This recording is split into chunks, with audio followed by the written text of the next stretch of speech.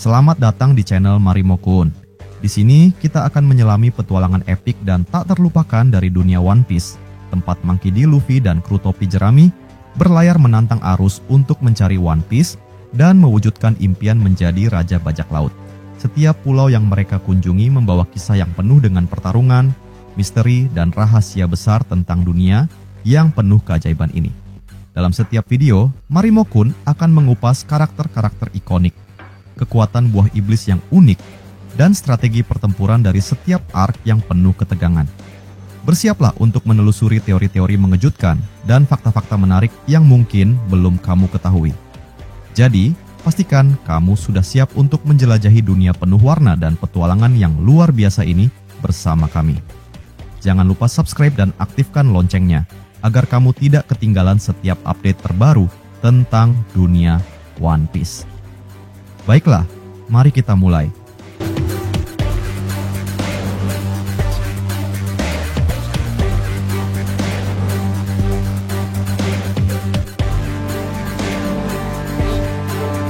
Cerita dalam chapter kali ini melanjutkan kejadian yang terjadi di chapter sebelumnya.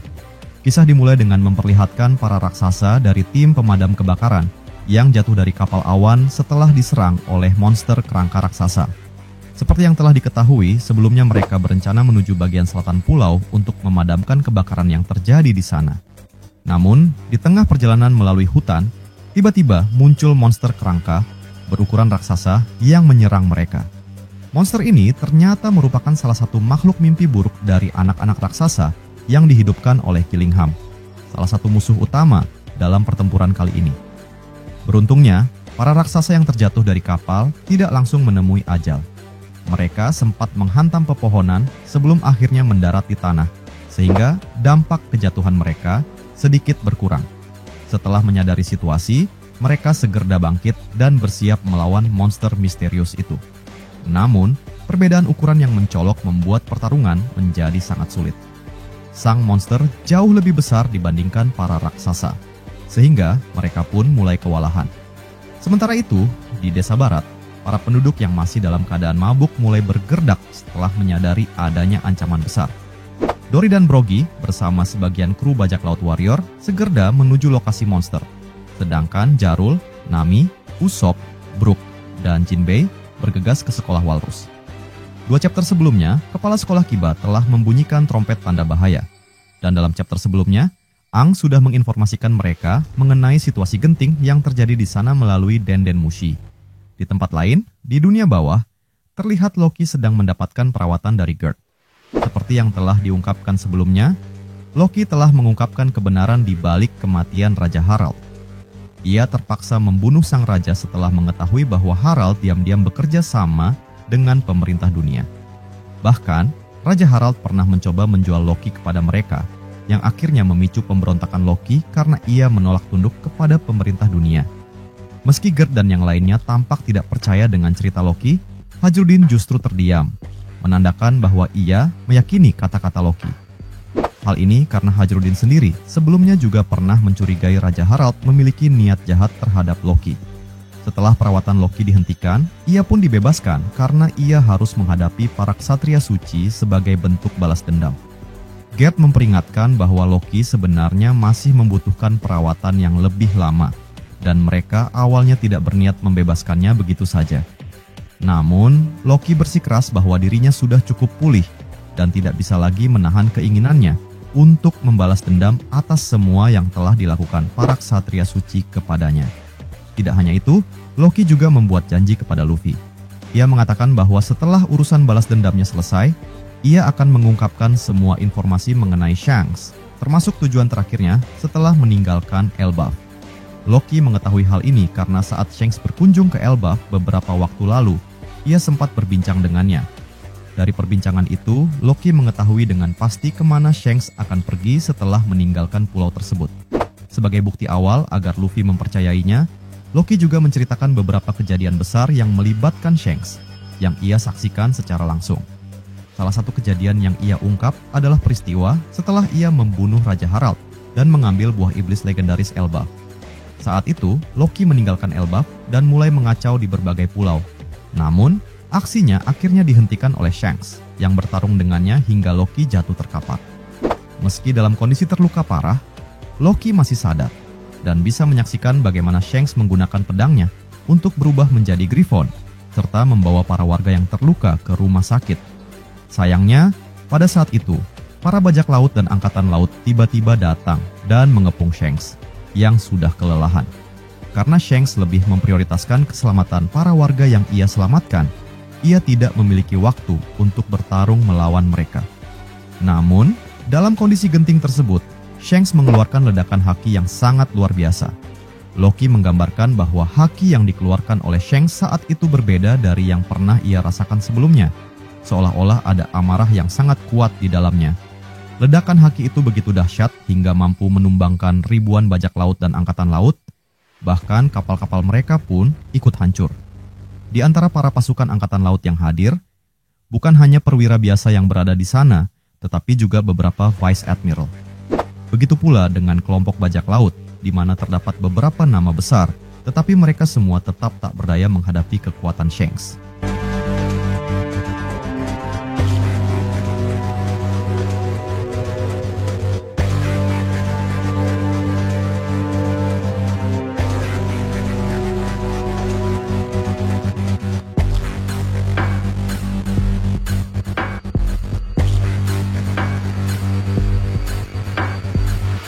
Setelah mendengar cerita ini, Luffy semakin tertarik untuk mengetahui lebih banyak tentang Shanks.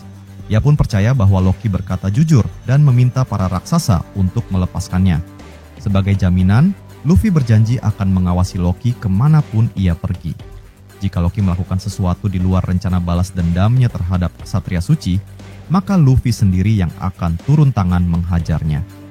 Zoro dan Sanji pun setuju dengan keputusan tersebut. Meskipun awalnya Sanji agak keberatan.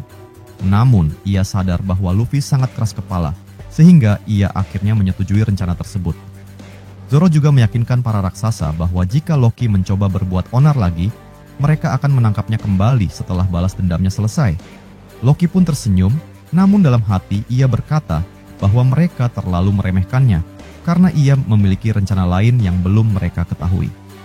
Di sisi lain, di dalam hutan Elbaf, para Ksatria Suci yang menjadi dalang dari semua kekacauan ini tampak tenang setelah selesai makan. Mereka mulai memantau keadaan dengan lebih saksama. Karena jarak pandang terbatas dari tempat mereka berada, Gillingham meminta Somers untuk memikirkan 3 teropong. Dengan kekuatan uniknya, Gillingham membuat Somers tertidur dan mengambil teropong tersebut dari alam mimpi rekannya itu. Kemampuan Gillingham untuk mengeluarkan objek dari mimpi orang lain benar-benar terbukti sangat berguna. Setelah mendapatkan teropong, mereka pun mulai mengamati keadaan di sekitar mereka. Somers melihat ke arah tempat Sal berada dan tertawa melihat kepanikan para raksasa. Sementara itu, Gunko mengamati bagian hutan di mana monster-monster ciptaan Gillingham mulai berpencar, menimbulkan kekacauan yang semakin besar di Elbaf. Sementara itu, Gillingham sendiri mengarahkan pandangannya ke sekolah Walrus. Ketika Somers melihat ke arah sekolah, ia melihat Robin berada di sana. Ia pun mengingat sesuatu dan menyadari bahwa Robin adalah salah satu orang yang paling dicari oleh pemerintah dunia. Ia mengenalinya sebagai wanita yang selamat dari insiden O'Hara dan memiliki kemampuan membaca poneglyph. Somers pun menyusun rencana. Jika ia berhasil menculik Robin dan membawanya ke Mariejoa, ia pasti akan mendapat pujian dari Imu Sama. Sementara itu, pertarungan melawan monster kerangka semakin memanas. Kedatangan Dory dan Brogy memberikan harapan baru bagi para raksasa yang sedang kewalahan. Dengan kekuatan gabungan mereka, Dory dan Brogy menggunakan teknik Hakoku yang langsung mengenai kaki monster tersebut, menyebabkan ia jatuh. Meski monster itu masih sempat melakukan serangan balik dengan pedangnya, Dory dan Brogy berhasil bertahan dan melancarkan serangan gabungan lainnya yang menghantam kepala monster. Akhirnya, monster tersebut pun tumbang dan menghilang begitu saja.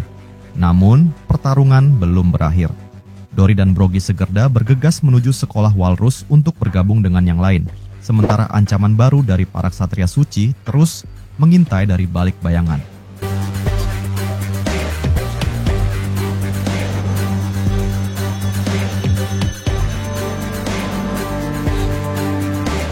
Misteri Pedang Griffon. Apakah Shanks memiliki kekuatan buah iblis atau teknologi kuno?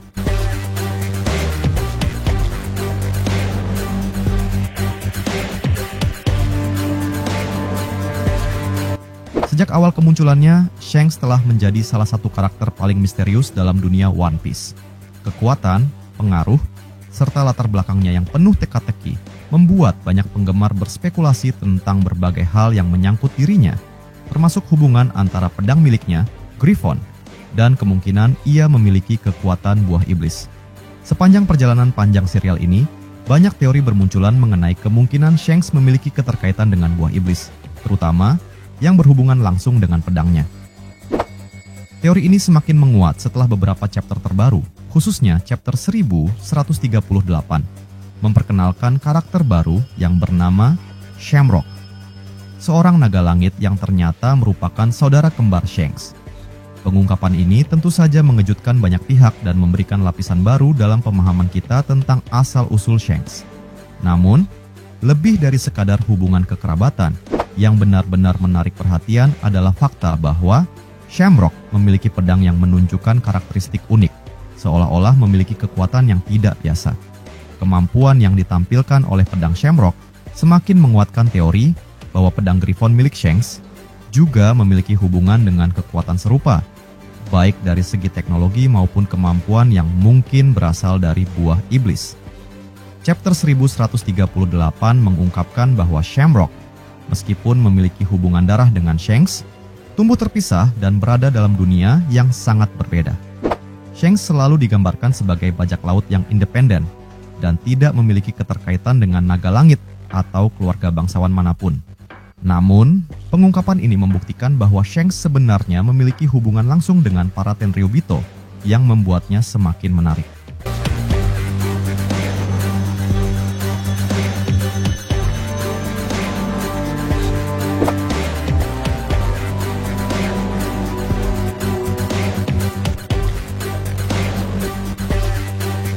Salah satu momen paling mencolok dalam chapter ini adalah saat Shamrock memperlihatkan kekuatan pedangnya. Dalam adegan tersebut, ia memanggil makhluk mitologis Cerberus, seekor anjing berkepala 3 yang sangat kuat.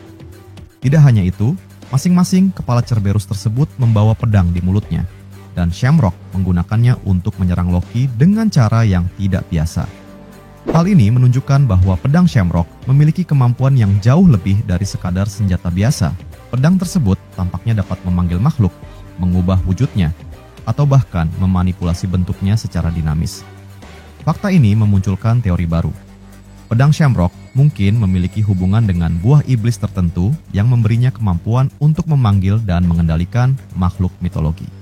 Jika benar, maka ada kemungkinan besar bahwa pedang Griffon milik Shanks memiliki konsep yang serupa, hanya saja dalam bentuk yang berbeda. Nama pedang Shanks, Griffon, bukanlah sekadar nama tanpa makna. Dalam mitologi, Griffon adalah makhluk legendaris yang merupakan gabungan antara singa dan elang, simbol dari kekuatan, keagungan, dan keseimbangan antara langit dan bumi. Jika kita menghubungkan konsep ini dengan teori tentang kekuatan buah iblis yang terkait dengan pedang, maka bisa jadi pedang Griffon tidak hanya berfungsi sebagai senjata biasa, tetapi juga memiliki kekuatan untuk memanggil atau mengendalikan makhluk mitologi tertentu yang melambangkan filosofi yang dimiliki oleh Shanks. Shanks selalu digambarkan sebagai pendekar pedang yang luar biasa. Ia tidak hanya memiliki keterampilan bertarung yang hebat, tetapi juga memiliki penguasaan penuh terhadap senjatanya. Hal ini membuka kemungkinan bahwa Griffon bukanlah pedang biasa, melainkan sebuah entitas yang mungkin memiliki hubungan dengan kekuatan khusus, baik itu dari buah iblis atau teknologi kuno yang diwarisi dari peradaban yang telah hilang. Jika kita melihat kemiripan dengan Shamrock yang memiliki pedang yang mampu memanggil Cerberus, maka masuk akal untuk berasumsi bahwa Shanks memiliki kekuatan yang mirip. Bisa jadi pedangnya memiliki kemampuan untuk memanggil atau mengendalikan makhluk yang menyerupai Griffon, atau bahkan mengambil sifat-sifat makhluk tersebut saat dibutuhkan. Sejauh ini, belum ada bukti konkret bahwa Shanks memakan buah iblis. Namun, ada kemungkinan bahwa kekuatan yang dimiliki pedangnya berasal dari buah iblis yang terikat dengan senjata. Dalam dunia One Piece, kita sudah melihat bahwa benda mati bisa memakan buah iblis, seperti anjing meriam milik Mr. 4 dan pedang Spandam, Fang Frit. Jika teori ini benar, maka pedang Griffon mungkin telah memakan buah iblis tipe Zoan mitologi, yang memberikan kemampuan untuk berubah menjadi atau memanggil Griffon.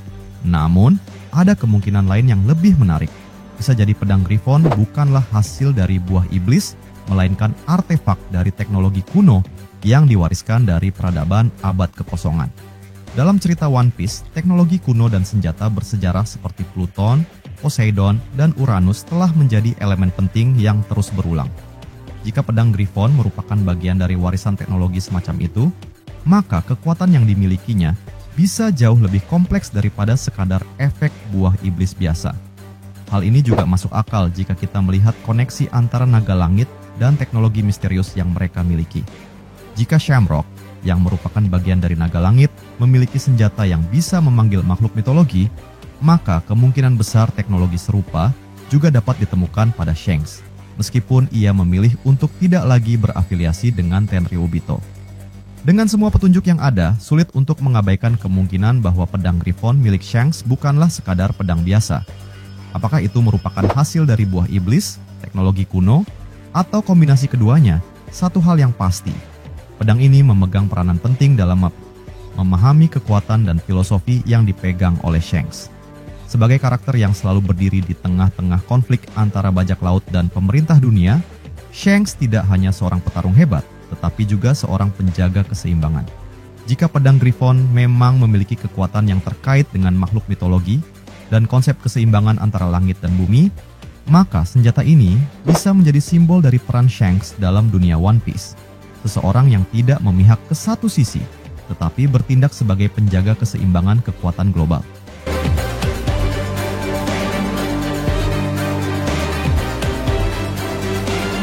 Lebih jauh lagi, jika pedang Griffon benar-benar merupakan artefak dari teknologi kuno yang ditinggalkan oleh kerajaan yang hilang, maka itu berarti Shanks mungkin memiliki pengetahuan yang lebih dalam tentang sejarah dunia dibandingkan yang kita duga selama ini. Mungkin inilah alasan mengapa ia begitu berpengaruh, tidak hanya di kalangan bajak laut, tetapi juga di antara pemerintah dunia dan bahkan kaum naga langit. Apapun jawabannya, satu hal yang pasti, pedang Griffon masih menyimpan banyak rahasia yang belum terungkap, dan Shanks mungkin lebih dari sekadar seorang bajak laut biasa. Ia bisa jadi adalah kunci untuk memahami sejarah dunia dan keseimbangan kekuatan di era baru One Piece. Bagaimana menurut kalian? Apakah teori ini masuk akal?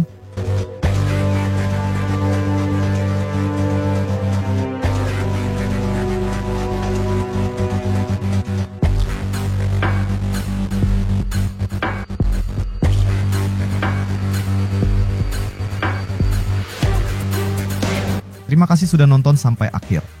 Jangan lupa kasih like kalau kalian suka konten ini, share ke teman-teman kalian yang juga suka One Piece, dan tentunya subscribe biar kalian nggak ketinggalan video terbaru dari Marimo Kun.